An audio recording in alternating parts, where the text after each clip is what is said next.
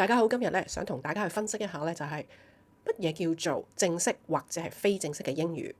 有陣時喺坊間你會聽到正統英語同埋非正統英語嘅，咁呢兩種唔同嘅説法咧，其實都係講緊同一樣嘢。咁喺呢度咧，我就概括咁去俾個名稱佢哋啦，就叫做正式英語同埋非正式英語嘅。好啦，咁究竟佢係啲咩嚟咧？喺我哋由細長大一路去學英語嘅時候咧，我哋都係跟老師嘅。老師教嗰課，如果係講緊係 grammar 嘅話，咁我哋咪學 grammar 咯。咁如果嗰一課係教我哋點樣去睇一個寫作嘅題目嘅話，咁我哋嗰課就係睇寫作題目究竟係點樣去分析啦。咁又或者嗰課係講我哋應該係點樣去説話，去描述一啲嘢嘅時候，咁嗰課就講説話去描述一啲嘅東西啦，係咪？咁好多時候都係跟老師去學，咁呢啲其實唔通又叫做非正式英語咩？好啦，咁喺呢度咧就我哋慢慢咧就會同你去剖析一下乜嘢叫做正式，乜嘢叫做非正式嘅英語，究竟喺咩情形之下咧，我哋係需要用正式英語同埋非正式英語嘅。咁喺用兩種唔同英語嘅當中，我哋應該要留意咩地方咧？另外就係當我哋真係要答題嘅時候，究竟用正式啊定係用非正式會比較好啲咧？定係可能中間會有啲灰色地帶咯？Formal informal， 剛才講過啦，正式英語同埋非正式英語、正統英語或者非正統英語，咁啊有中文名啦，咁佢英文名係咩呢？咁我哋就會叫佢做 formal 同埋 informal 嘅。formal 就係正統正式咁解啦，informal 就係非正式同埋非正統咁解嘅。好啦，咁喺我哋開始上堂之前呢，我都呼籲一下大家啦。如果你覺得呢個 channel 真係可以幫到你，同埋幫到你身邊嘅人呢，我都好歡迎咧你考慮去俾一個 like 我啦。另外咧就係去訂閱我個頻道㗎。咁訂閱咧係免費嘅，只係需要撳一撳你 YouTube 上邊有一個鐘仔嗰個地方，咁就已經訂閱咗㗎啦。如果你之前已經訂閱嘅話，就唔需要再去撳個鐘仔㗎啦。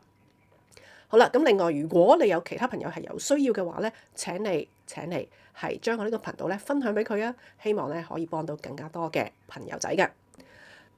另外最近有朋友問我究竟可以點樣去支持你個頻道呢？所以咧我就喺呢個頁面嘅左下角咧放咗一個嘅 QR code。當你 scan 咗呢個 QR code 之後咧，就會帶你去另外一個嘅頁面㗎。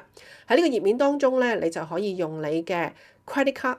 即係你嘅信用卡啦，或者用你嘅 PayPal account 咧，係去作出一啲嘅支持嘅。如果你覺得仲想方便啲嘅話咧，咁就請大家咧係去呢一個短片下邊咧有個 description 個地方，咁可以喺下邊咧揾一條 link，嗰條 link 咧就係支持本頻道嘅 link 嘅，咁亦都會帶你去同一個嘅頁面，而大家咧亦都可以用你嘅信用卡或者你嘅 PayPal account 去作出一啲嘅支持㗎。希望可以方便到大家。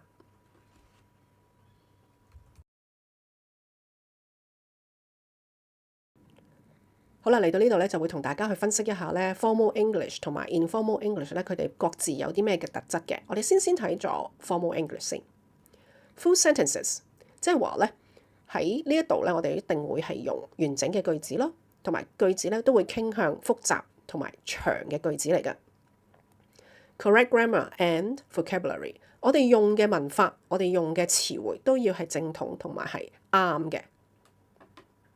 No contractions， 喺呢度嚟講咧，我哋係唔會用任何嘅短寫或者縮寫嘅字嘅。咁即係話咧，我哋會用 I would instead of I'd。No idioms， 喺呢度嚟講咧，我哋係唔會用任何英文嘅諺語嘅。Passive voice。Formal English 你都會見到咧，好多時候會用 passive voice 嘅，例如呢一句啊 ，The application form is complete， 即係話嗰份嘅表格已經被填好啦。No phrasal verbs， 喺 formal English 入邊咧，我哋係唔會用 phrasal verb 嘅。咁喺呢度咧，如果我哋係要去調查某一啲嘅嘢嘅時候咧，我哋就會用到呢個字啦。For example，就會用呢個字啦 ，to investigate。No abbreviations， 我哋唔會縮寫一啲嘅字嘅。As soon as possible， 我哋會全寫出嚟啦。No exclamation marks， 喺 formal English 我哋係唔會用感嘆號嘅。No imperatives，喺呢度嚟講咧，我哋嘅句子嘅 starting 咧，我哋句子開始嘅時就係唔會用到咧，不會用到 verbs 㗎。好啦 ，informal English 咯，一般嚟講就會係短嘅句子啦，或者咧可能係冇咁複雜嘅句子啦。有陣時候咧，你會見到有啲嘅句子係個 grammar 咧係唔係太正確㗎，又或者啲詞彙咧亦都未必係正確㗎噃。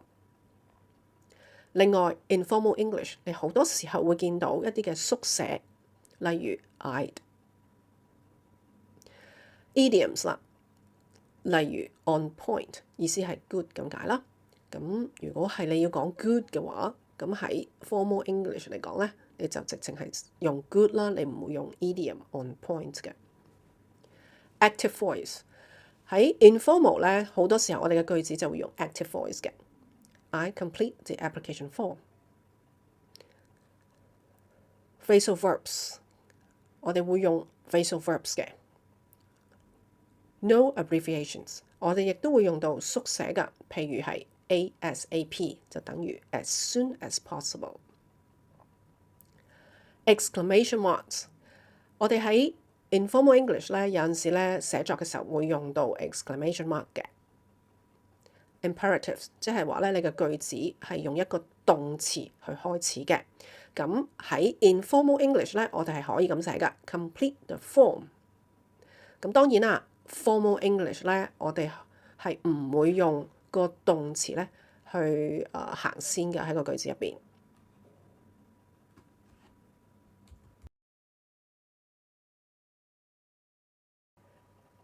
熒光幕 show 出嚟咧就係一個嘅例子啦，咁係 show 俾大家睇咧，同一封嘅 email，如果我用 formal English 同埋 informal English 嘅寫法係點嘅？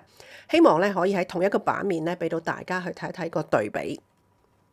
Formal Dear Mrs. Brown, I am writing to inquire whether you have any vacancies in your company this summer. Currently, I am studying economics at university. I have been working part-time in a shop, and recently I was promoted to the role of manager. I am an enthusiastic person who works hard and pays attention to detail. Should you require further information about me, please do not hesitate to give me a call. 好啦，喺正統英語呢一個嘅 email 內容咧，大家會見到嘅，我用紅色嘅字咧就 highlight 咗，俾大家可以睇睇啦。我哋咧就會用正式嘅詞彙啦，譬如 enquire，跟住咧我哋會用正式嘅詞彙 vacancies 嘅。Currently 亦都係呢個正式嘅詞彙嚟嘅。University 亦都係正式嘅詞彙。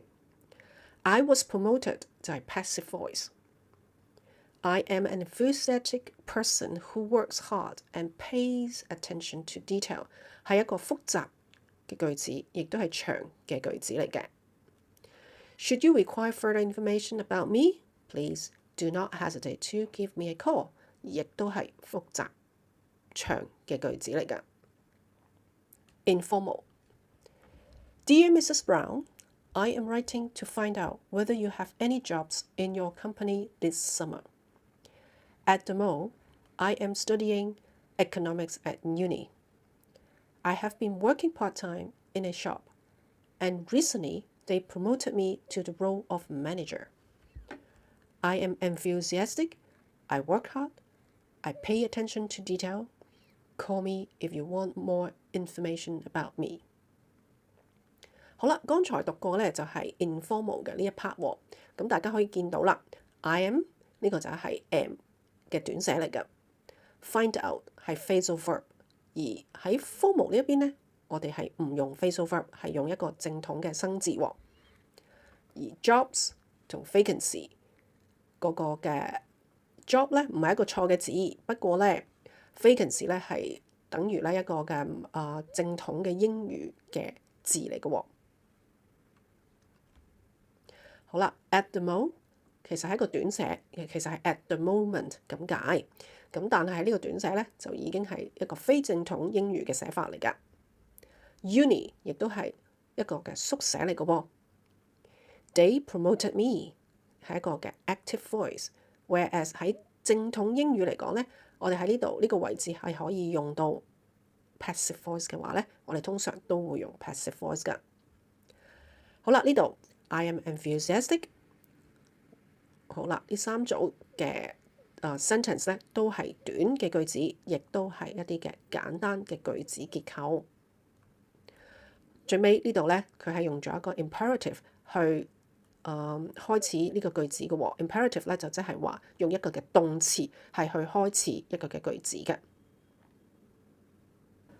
好啦，嚟到呢度咧，可能你會問，咁究竟我幾時先需要用 formal English 同埋 informal English 咧？